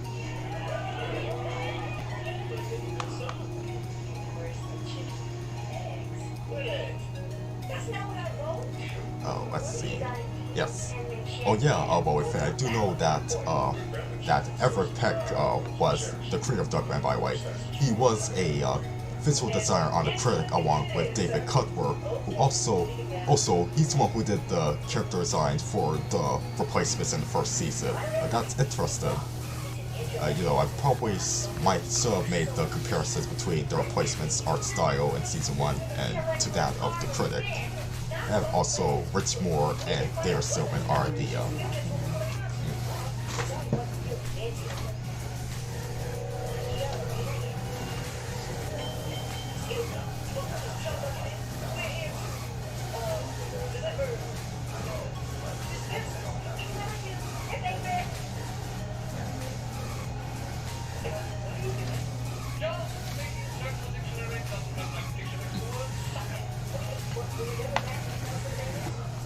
So yeah, I do know about the 4 key people responsible for the Critics' really good art style.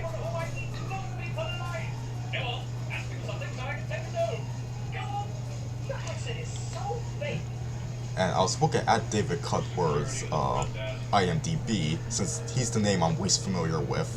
And assuming that IMDb is correct, he worked on a lot of different Disney films and other cartoons, and we also worked on Family Dog as well. I know a lot of people don't like the TV show adaptation of that Amazing Stories episode, especially since Brad Bird said it might not work as a show anyway, but at least they maintained the really good character designs that Tim Burton created.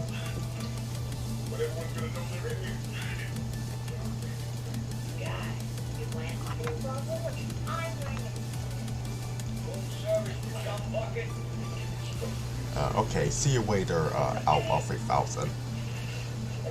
So yes, this is gonna be the last sketch for tonight. I don't think Fairy Princess Valentine is watching this at the moment, but when I finish this up, I hope she appreciates it. There we go. Now let me just fix this up.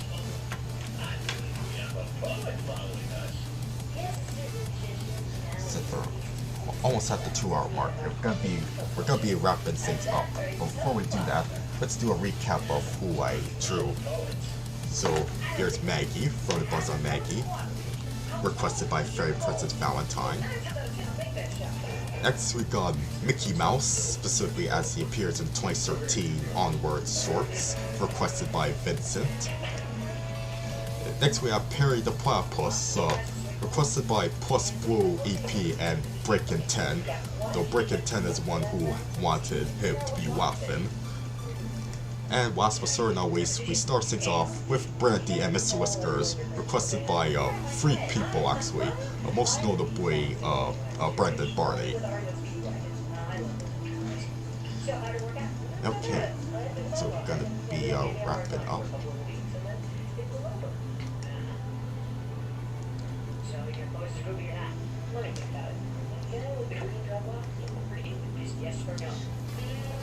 Okay guys, okay, just gonna catch up with some more comments here. Yes, you have a good night, Vincent. Let's see.